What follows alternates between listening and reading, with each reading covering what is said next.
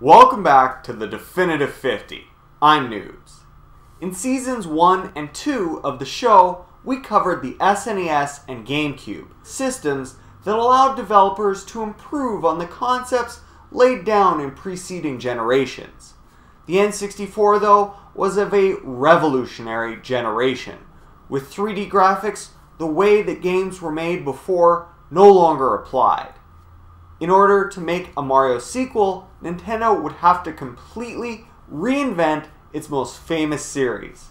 And they managed to do it with Super Mario 64.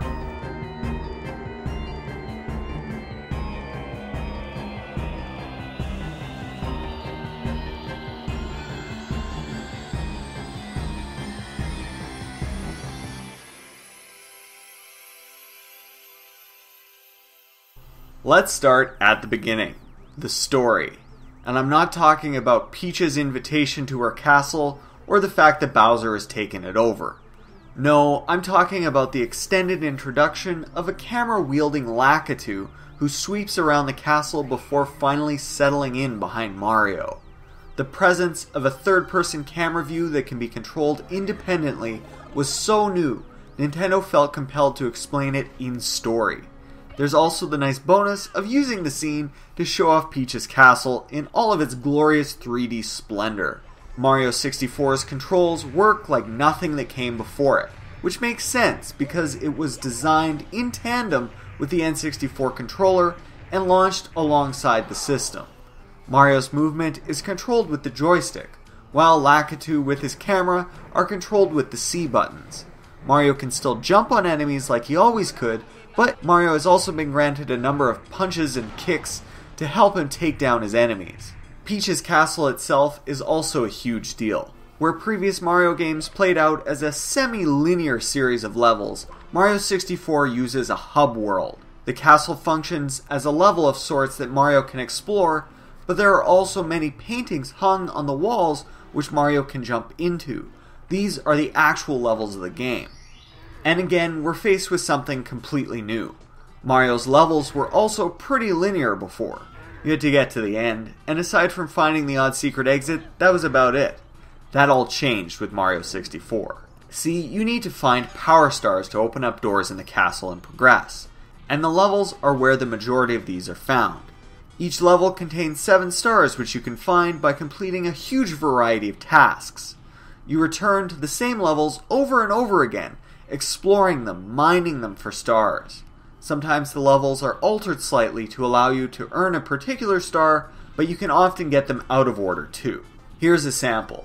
In the game's first level, Bob-omb Battlefield, your first mission is to climb to the top of a mountain and take down the big Bob-omb there. New players getting used to the controls would find just getting up there to be a challenge. But in the second mission, you come back and a Koopa is hanging out at the base of the mountain wanting a race to the top. Now you've got to take what you learned in the last mission and push yourself to do better. Levels throughout the game progress like this. The missions build on each other, adding new little twists and pushing you to explore everything. Each level also has 1 star that's earned by collecting 100 coins, a feat that demands real exploration and level knowledge. Ultimately, there are 15 true levels, which contain 7 stars each. Add the 15 stars which can be found elsewhere in the castle, and you've got a total of 120 stars available, although only 70 are needed to beat the game. Finding all the stars nets you a bonus ending, but not the long-rumored abilities to play with Yoshi or as Luigi. You can, however, play the game as Mario, Luigi, Yoshi, and Wario in the DS remake.